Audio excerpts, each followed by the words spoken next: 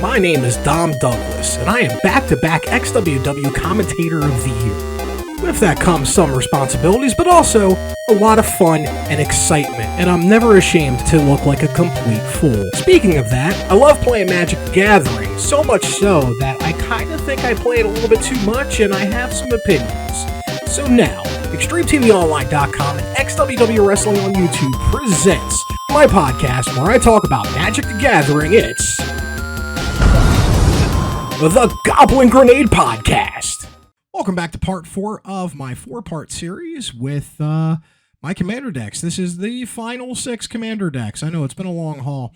I did the first 2 in one day. I did these 2 a month after. And if you see this, it's because I wasn't able to get a podcast done for the week because of my busy schedule-ish when it comes to wrestling things. That being said, though, what a finale that we have here with my last of my 6 of 24. My last 6 of 24 commander decks. And by the time this actually goes up, I'm probably going to have a little bit less.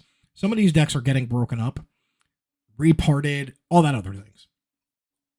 We are starting with one of my favorite pet decks. Old Rutstein. Old Rutstein is probably, and I'm going to move a little bit over here. Do a little bit of this. Move over there. Yes, that's great. That's a little bit better. Old Rutstein is one of my favorite Golgari decks that I've brewed a little bit on my own. I did use EDH Rec as well. It's also a Ultra Pro. It's an Ultra Pro cardboard plastic box that kind of slides out like so. I like them, but not, for the price, but not really for the functionality, if you will. Now, that being said, Old Rutstein for 1 green and a black for a 1/4 human peasant. When Old Rutstein enters the battlefield, or at the beginning of your upkeep, mill a card. I'm going to move these over to here. And I'm going to refocus. Rutstein on there. Mill a card. If it's a land card, create a treasure. If it's a creature card, make a 1/1 green insect creature token. If it's a non-creature, non-land card, milled this way, create a blood token. We have graveyard recursion here, and I'm doing it in a weird, wacky way with this deck.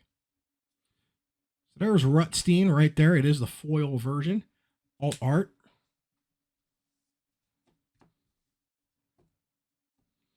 No weird Golgari graveyard recursion deck should be without Gaia's Blessing. For 1 and a green for a sorcery, target player shuffles up to 3 target cards from their graveyard from their library into their library. Draw a card. But it's more important the last line. When Gaia's Blessing is put into your graveyard from your library, shuffle your graveyard into your library. This has saved me from decking a few times. This card is more valuable than you would think. Splendid Reclamation for 3 and a green for a sorcery. Return all land cards from your graveyard to the battlefield tapped. We're playing graveyard stuff here. This is a great way to get 10 land back from right to jump. One of the secret win cons, and I call it secret because no one's expecting what happens with this card. Dreadfast Demon, 5 black for a 6/6 flying demon. At the beginning of your end step, sacrifice a non-demon creature. If you do, create a token that's a copy of Dreadfast Demon. There's a lot. First turn, you get 2 Dreadfast. Second turn, you get 4. If you can keep creating 1/1 tokens or creatures in any way, you can flood the board with 6/6 flyers that just hate everything. You become the target really fast, I might add. Marauding Blight Priest for 2 and a black for a Vampire Cleric 3/2. Whenever you gain life, each opponent loses 1 life. We do have some life gain in the deck and some ways to kind of cheat life into our total. Gain life in a way. And Bright Priest always pings for that 1 damage. Once again, I've sung the praises before and I'll sing it again. If you're playing green, you need Wilderness Reclamation in your deck. For 3 and a green for an enchantment, at the beginning of your end step, untap all lands you control. This is way more powerful than you think. Always having mana up, you can just tap all your stuff down and then in your end step, have more mana. Heck yeah. Another win condition, Dreadhound. for 4 black black for a demon dog 6/6 creature. When it enters the battlefield, mill 3 cards. When a creature dies or a creature card is put into your graveyard from a library, or when a creature card is put from a graveyard from a library, each opponent loses 1 life. We play graveyard recursion. This is going to happen a lot more. This is actually a backup to another card in the deck. Arya, First of Locthwain, for triple black for a 2/3 Elf Noble. When Arya, First of Locthwain, or another black creature card enters the battlefield under your control, each opponent loses 1 life, you gain 1 life. Tap and sack another black creature, draw a card. Dina, Soul Steeper for green and a black for a Dryad Druid 1/3. Whenever you gain life, each opponent loses 1 life. See a theme here with this deck? 1 and sack another creature. Dina Druid Steeper gets +X+0 until end of turn, where X is the sacrificed creature's power. Here's the other win con, Sir Conrad the Grim. For 3 black black for a legendary human knight, 5/4. Whenever another creature dies or a creature card is put into your graveyard from anywhere other than a battlefield, or a creature card leaves your graveyard, Sir Conrad the Grim deals 1 damage to each opponent. For 1 and a black, each player puts the top card of their library into their graveyard. The shenanigans that happens with this card. It's almost a game over if it hits, and it's kept for a turn or 2 with this deck. Casualties of War, 2 black, 2 green for a sorcery. Choose 1 or more.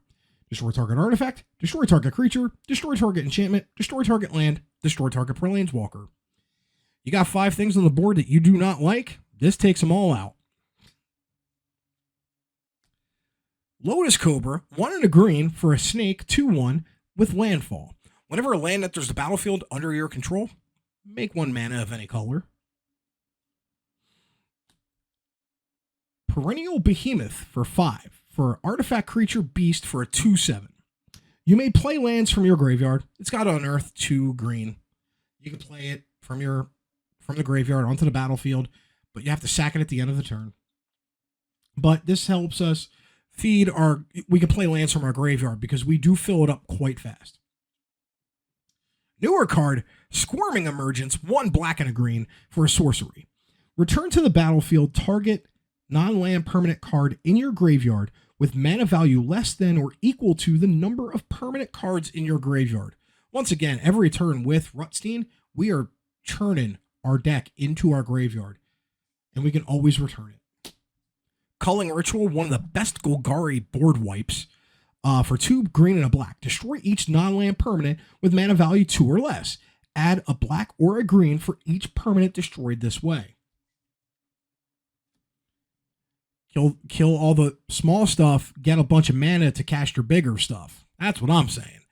Diregraph Rebirth, 3 green and a black for a sorcery. This spell costs 1 less to cast for each creature that died this turn. Return target creature card from your graveyard to the battlefield with flashback 5 black and a green. And then Ghoulcaller's Harvest for a green and a black. Create X/2/2 black zombie creature tokens with Decayed, where X is half the number of creature cards in your graveyard rounded up.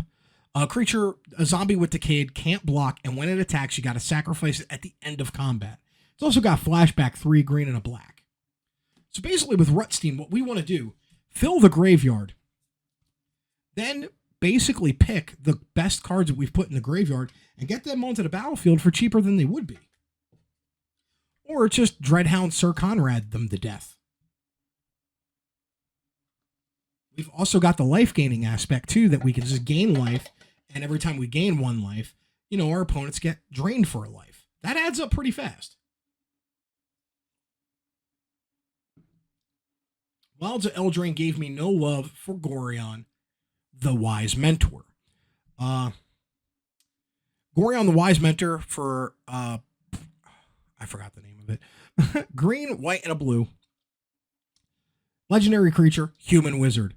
For a 3/4 with Vigilance. Whenever you cast an adventure spell, you may copy it. You may choose new targets for the spell.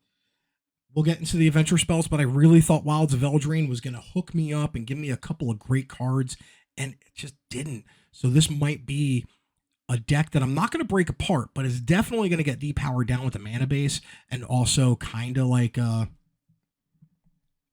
put as a low one of my low tier decks.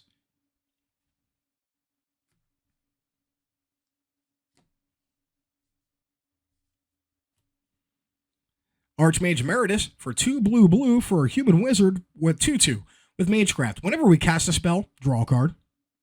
An instant or sorcery spell, draw a card. Your adventures are instants or sorceries, I might add.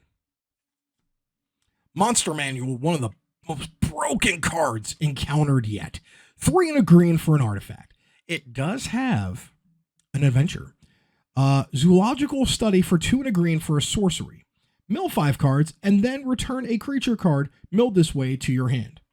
Then when you put it as an artifact, 1 and a green and tap, you may put a creature card from your hand onto the battlefield. My girlfriend, my lovely girlfriend, Erin, she has a Tiamat deck, and Monster Manual's in there, and it sucks. Keeper of Fables, 3 and 2 green for a cat, 4/5 cat creature. Whenever one or more non-human creatures you control deals combat damage to a player, draw a card.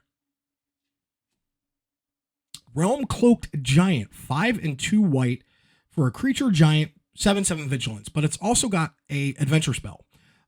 For cast off for 3 white, destroy all non-giant creatures. It's basic, it's simple, it's a board wipe almost.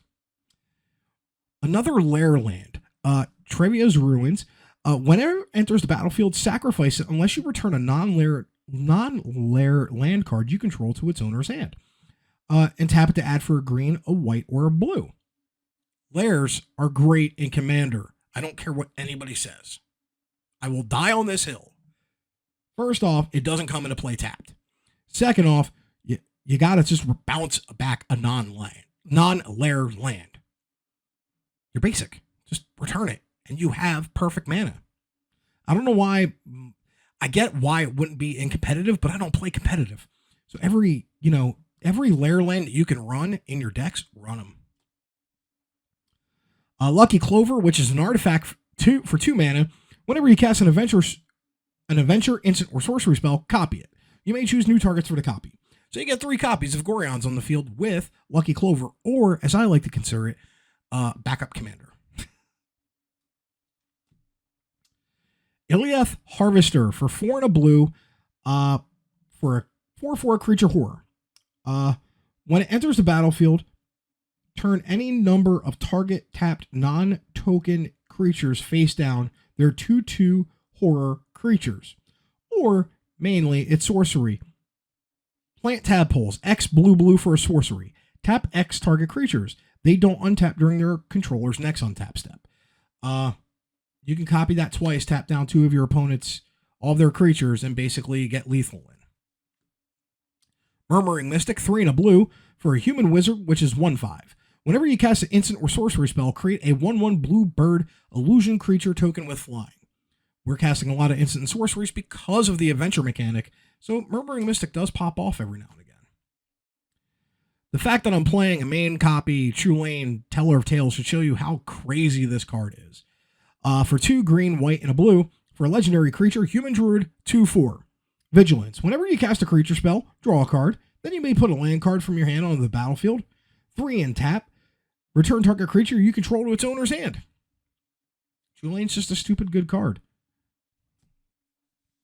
Wandermane. 1 green and a white for a creature horse for a 3/3. Whenever you cast a creature spell that has an adventure, put a +1/+1 counter on Wandermane. It does not have to have gone on an adventure first. As long as it has an adventure card attached to it, you are fine. This gets pumped and big. Talaran, Sky Summoner, 2 and a blue for a 2/2 Merfolk Wizard. Whenever you cast an instant or sorcery spell, create a 2/2 blue Drake creature token with flying. And then Edgewall Innkeeper. Whenever you cast a creature spell that has an adventure, draw a card. Remember, doesn't have to go on an adventure first to do that. I was seriously hoping for more improvements to this deck with Wilds of Eldraine. And there's a couple that made their way into the deck, but nothing that, I felt made this from, a tier 5 to a tier 7.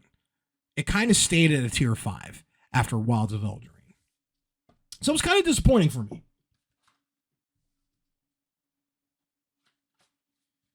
And it is in a odd Magic the Gathering Ultra Pro Brokers box. Do something different with this one. Because this is the last of the pre-cons that I've never upgraded. This is one of the Warhammer 40Ks. I got 2 of the Warhammer 40K decks. I thought they were an amazing product. Amazing commander decks. I almost got into Warhammer during the pandemic, but I didn't. But I appreciate the care that they put into it. I'm just a little upset they never made an Orc commander deck out of that, and I would have bought the Orcs because that's what I would have ran if I got into Warhammer. So this is Imlith, the Stormlord, for 2 black for a Necron artifact creature with a 3/3 power and toughness. When one or more artifact cards leave your graveyard, create 2 2/2 black Necron warrior artifact creature tokens. And then at the beginning of combat on your turn, another target artifact creature you control gets +2/+2 and gains menace until end of turn. This is the Necron deck, and I wanted it because Necrons, almost like zombies, if you will. I'm into that kindred type of stuff. And we're just going to show some of the cards because I didn't apparently section off some of the more important cards in the deck. But that being said, I've played this deck a couple of times. I've had a blast with it. The artwork is amazing. Some of the crazy cards that they put in here and some of the reprints that they put in here are amazing as well. If you get a chance to pick up these decks, do so, because licensing has already, it's been a while. It's been like a year or 2 almost at this point. Let me double check by looking at this swamp. Yeah, it'll be 2 years almost since these decks came out. And that being said, let's redo this like that. That being said, they're not going to reprint these anymore. So if you want these Warhammer decks and you find a good price on them, get them. Actually got one of mine at Walmart and one of them at RNG Games that you've seen me do the Karlov Manor pre-release. So yeah, you can tell that they put a lot of care and a lot of thought into these 4 decks. But the things that will prevent reprints from even happening, or even functional reprints, like they've done for like the Secret Lair, Walking Dead, and the Street Fighter ones. And I will pull it up as soon as I can. Like this crypt deck. Necron Wizard. The word Necron in a gaming environment is owned by Games Workshop, Warhammer. So they need permission to reprint any of these cards. What you're going to see happen is, it's like, say, a Crypt Deck. If they functional reprinted Crypt Deck, it won't be renamed Crypt Deck. It'll have almost the same abilities, but it'll be like a zombie wizard. So theoretically, you will have 2 copies of the same card. And that's an issue because they don't want to do that for the most part because of legality in sets, mainly Vintage and Legacy. So, that's why you won't get direct reprints from these. Imagine some of the more powerful Warhammer cards like Blood for the Blood God. And they reprint it as like something different for something different, and it does the same exact thing. That means theoretically, if you were crazy, you can run 8 technical copies of Blood for the Blood God in your deck. But yeah, I loved the Warhammer decks.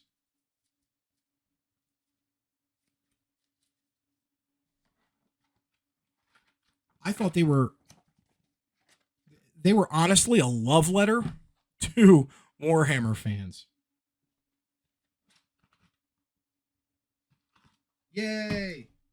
Another commander deck that I made from Lord of the Rings, Tales of Middle-earth.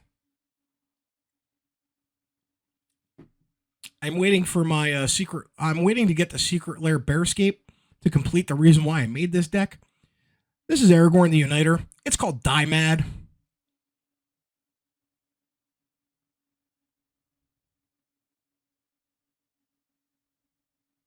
Now that those people stopped watching. Aragorn the Uniter. White, blue, green, and red. For a human noble, 5/5. Whenever you cast a white spell, create a 1/1 white human soldier creature token. Whenever you cast a blue spell, scry 2. Whenever you cast a red spell, Aragorn the Uniter deals 3 damage to target opponent.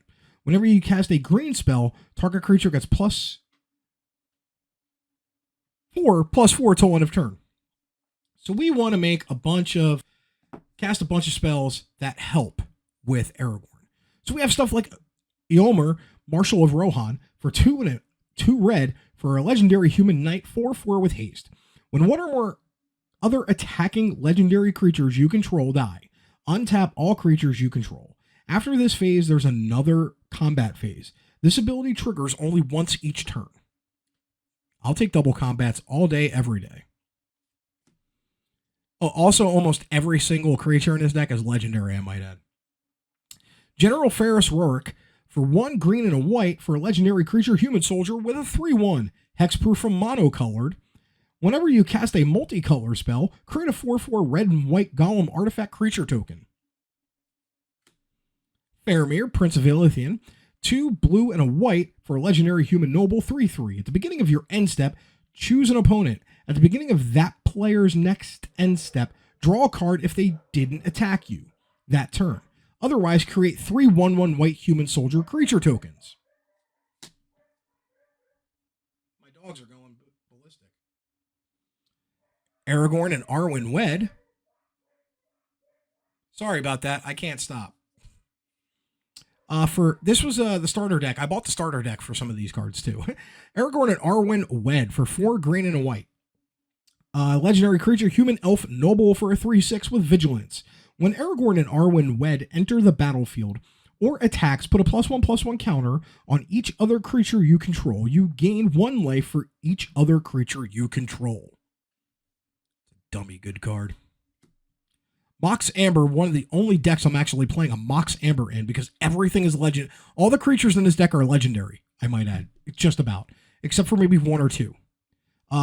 0 cost artifact. Add 1 mana of any color among legendary creatures and planeswalkers you control. Unbreakable Formation. I've said it before and I say it again. It is poor man's Teferi's Protection. 2 and a white for an instant. Creatures you control gain indestructible until end of turn. If you cast a spell during your turn, during your main phase, put a +1/+1 counter on each of those creatures, and they gain vigilance until end of turn. Doesn't do as much as Teferi's Protection, obviously, but it's Teferi's Protection at home. Day of Destiny, 3 and a white for a legendary enchantment. Legendary creatures you control get +2/+2. Once again, everything in this deck is legendary.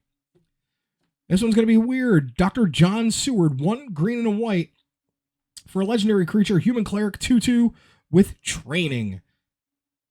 Whenever you cast a creature spell, create a 1/1 green and white human creature token with training. If you attack with a creature with training, you can tap another creature that didn't come into the battlefield this turn and add its power to that creature's power until end of turn. Dr. John Seward is also the alternate art for Tauren's Fist of Angels. Éowyn, Fearless Knight for 2 white and a red for a human knight, 3/4 with haste. When Éowyn, Fearless Knight enters the battlefield, exile target creature an opponent controls with greater power. Legendary creatures you control gain protection from each of that creature's colors until end of turn. This is backbreaking and game ending. Ginny Fey, Jetmir II for a Gruul hybrid, a green, and a Selesnya hybrid mana. For an Elf Druid, 3/3. If you would create 1 or more tokens, you may instead create that many 2/2 green cat creature tokens with haste, or that many 3/1 dog creature tokens with haste. Remember, Aragorn makes us 1/1 tokens when we cast a white spell. Hero of Precinct 1, 1 and a white for a 2/2 human warrior. Whenever you cast a multicolor spell, create a 1/1 white human creature token. There's a couple different ways to build Aragorn the Uniter. My version's called Die Mad. Die Mad if you're mad at this particular card art. And Bearscape. when it comes to this deck. Just die mad. That's all. This is Edgar Markov.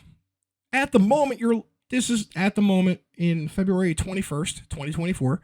This is about a $150 card. I did not pay it. I did a massive trade about 4 years ago for it. So yeah, this is one of my strangely more disappointing decks. The win-loss record on this deck, and it is my most expensive commander deck, is astonishing for what I've paid for it. I'm almost embarrassed to admit, but since owning and making this deck a couple of years ago, I think I've won 2 games with it. And I've played it like at least 10 times. Not that Commander's about winning, but when you have this, you're expecting certain results. But when you have this, you immediately become arch enemy number 1. Edgar Markov, 3 black, white, red for a Vampire Knight 4/4 with Eminence, something they've only done one other time. When you cast another vampire spell, if Edgar Markov is in the command zone or on the battlefield, create a 1/1 black vampire creature token. It never has to leave the command zone. Eminence used to be a little less powerful than it is until they changed the tuck rule. If Edgar Markov was on the field, you could, at time before they changed the rule, you can exile that card. You could tuck. Mainly, what you would do is put it into its owner's library, and then make them shuffle their library. So Edgar Markov got stuck. There was ways to get around the Eminence, but then they changed the tuck rule and basically said anytime anytime your commander leaves the battlefield for any reason, you can always put it back into the command zone. So Edgar Markov almost never has to leave the command zone now. Only when you're about to swing for lethal. When Edgar Markov attacks, put a +1/+1 counter on each vampire you control. We are playing that vampire, Kindred, and Typal. And once again, like the other, we'll just go through some of the deck because I did not do what I thought I did. Chroma's Will is pretty good. I won 1 game with this. If you control a commander, as you cast a spell, you may choose both. Creatures you control gain flying, vigilance, and double strike until end of turn. And creatures you control gain lifelink, indestructible, and protection from all colors until end of turn. That is backbreaking. That is game winning, especially if Markov's on the field. You know, we make more vampires and whatnot with Bloodlord. Anthem effects for our vampires. I play a couple more than I should. We have some board wipes and Shatter. Path to Exile. Let's go over that real quick. Shatter, 2 white for a sorcery. Each player who controls a creature with power 4 or greater draws a card, then destroy all other creatures. I have to put Damnation in this deck too. I do have that. Path to Exile, 1 for an instant, 1 white for an instant. Exile target creature. Its controller searches their library for a basic land card, put it on the battlefield tapped, and then shuffle their library. Get rid of their best thing that way. Plum. Smothering Tithe. Whenever an opponent draws a card, that player may pay 2. If that player doesn't, you may create a colorless treasure artifact creature token with tap to sacrifices to add 1 mana of any color. This card popped off on game nights. Years ago, when I think it was Jimmy got to make 15 treasure tokens. Tainted Remedy is actually a funny card. Whenever an opponent would gain a life, they lose that much life instead. One of the only proxies, if you will, that I play at the moment, Grim Monolith. It is not a proxy. It is a gold border card. I'll show you the backside, and I'll tell you the story as you look at Sorin. That is the backside to my Grim Monolith. It is Magic World's Brussels Championship deck from 2000. Yes, 24 years ago. Back in the day, they used to do the World Championship decks that you could buy for cheap, like $10, the entire 75 card deck. But they were gold bordered. You couldn't use them. They didn't even have the proper Magic Gathering back, which we saw what Grim Monolith is, but that is a proper Magic Gathering card back. Grim Monolith doesn't have that. It's gold bordered. Why would you buy it? Playtest. That's why. You would see what the pros would run. The people who won the world championships, they would do the top 8 decks.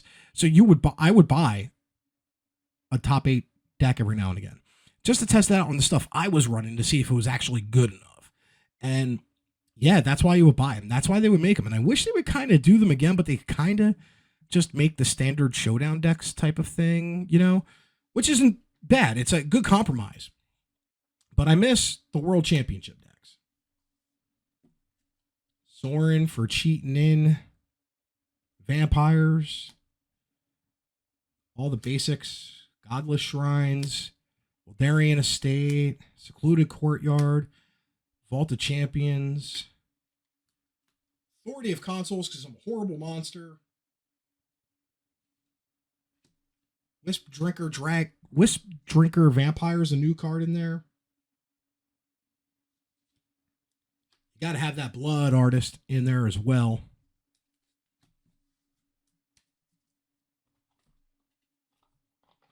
Let's go through some of the other cards real quick. Oh, and also every deck is running a Command Tower, Arcane Signet, Soul Ring.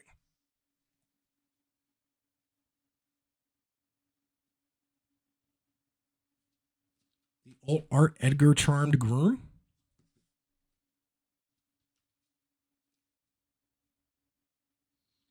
This is where the priciness comes in, like stuff like Grim Tutor. That particular version of Soul Ring. We've seen that. We've seen Anointed Procession again. You know, Dynamic Tutor.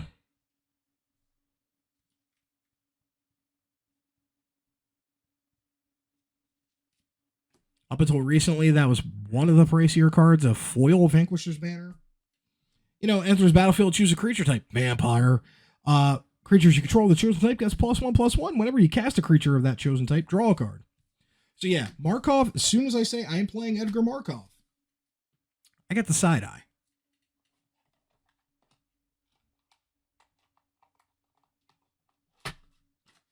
I also instantaneously become, honestly, public enemy number 1. Everybody wants me off the table. And I get it, Markov's stupid. But now, the main event of the evening. You know it. I love it. It is my favorite deck of all time. I've been asked so many times to never play this card at the pod ever again. This is Zada, the Hedron Grinder. This is my Goblins Kindred Typal deck. I will tell you what Zada does, and then I will explain to you the play patterns. Zada, the Hedron Grinder, 3 in a blue, green, 3 in a red. Jeez. For a legendary creature, Goblin Ally. 3/3. Whenever you cast an instant or sorcerer spell that targets Zada and only Zada, you may copy that spell for each creature you control. You may choose new targets for the spell, for the copies. Let me read that again. I tried to give the basic version, and it's not. It's worded in such a way. Whenever you cast an instant or sorcerer spell that targets only Zada, the Hedron Grinder, copy that spell for each other creature you control that spell could target. Each copy targets a different one of those creatures. It's worded that way so you don't say, I'm going to cast Lightning Bolt on Zada and copy it 50 times and then put it in your face. No, you have to target your creatures, and they have to be legal targets. So what do we do with this deck? Do you know how hard it is to find one mana red cantrips? Spells that just say at the end of the sentence, draw a card. It's a lot. First things first, OG Dockside Extortionist. 1 in a red for a Goblin Pirate, 1/2.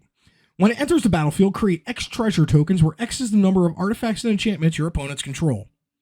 Everybody hates this card for good reason. Goblin War Chief, 1 in a red and 2 red for a Goblin Warrior, 2/2. Goblin spells you cast cost 1 less to cast. Goblin creatures you control have haste, so they can attack and do their things the second they come into play. Skirt Prospector, for a red for a Goblin. Sacrifice a Goblin, add red to your mana pool. I'm not here for a long time. I'm here for a fun time. And this is my way to mana ramp. Krenko, 10 Street Kingpin for 2 and a red for a legendary goblin 1/2. When it attacks, put a +1/+1 counter on it, then create a number of 1/1 red goblin creature tokens equal to Krenko's power. So we're flooding the board with tokens.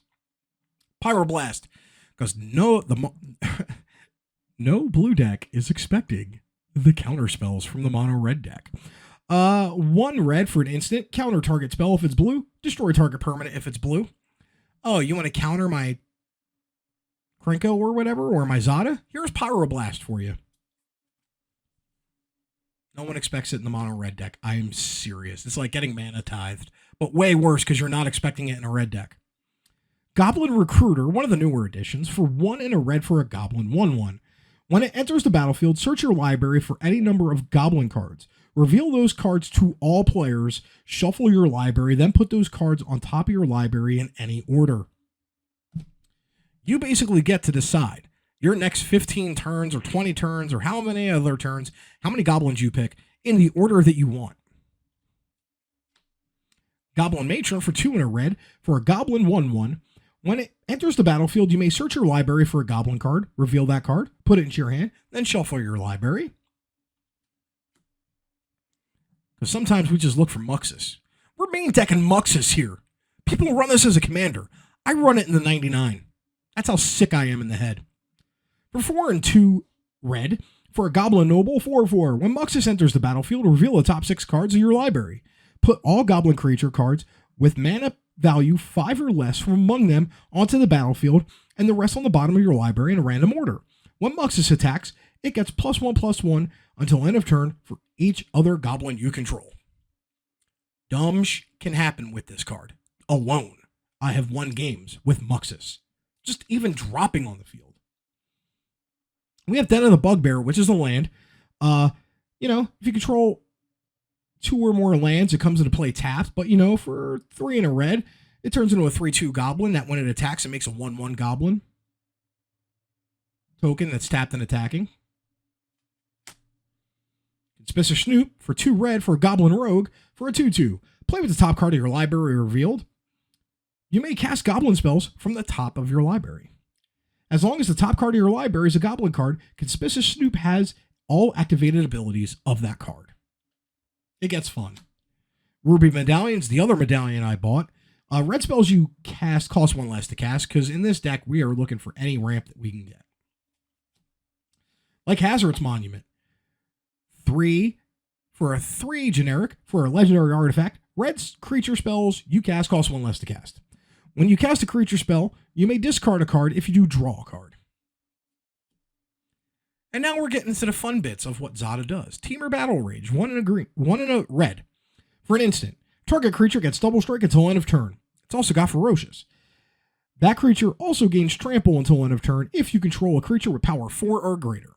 So every time we cast this on Zada, it gets copied for 5 or 6 or 3 or 10 goblins. So now all of them have double strike until end of turn.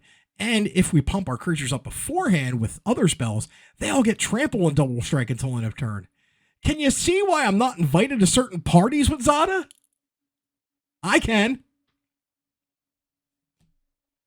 Witty Roastmaster, one of the newer additions, and it may get replaced because I have a couple cards that I've already got from Karlov Manor.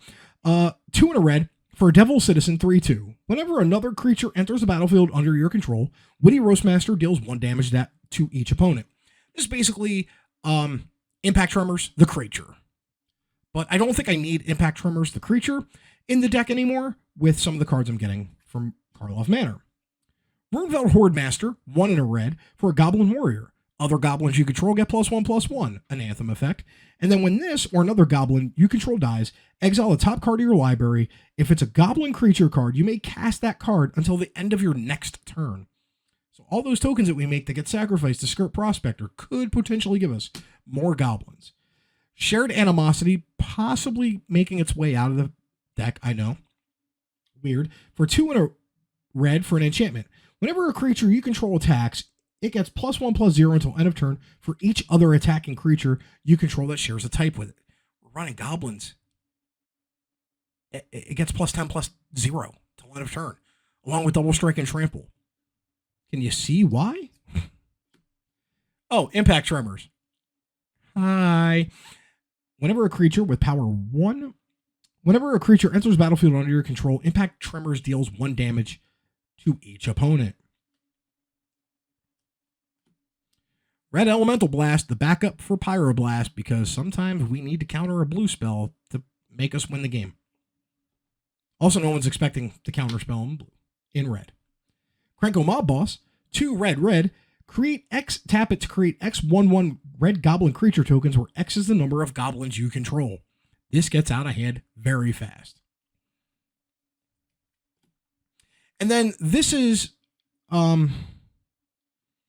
just one of the cards that I play. I play like 10 cantrips in the deck.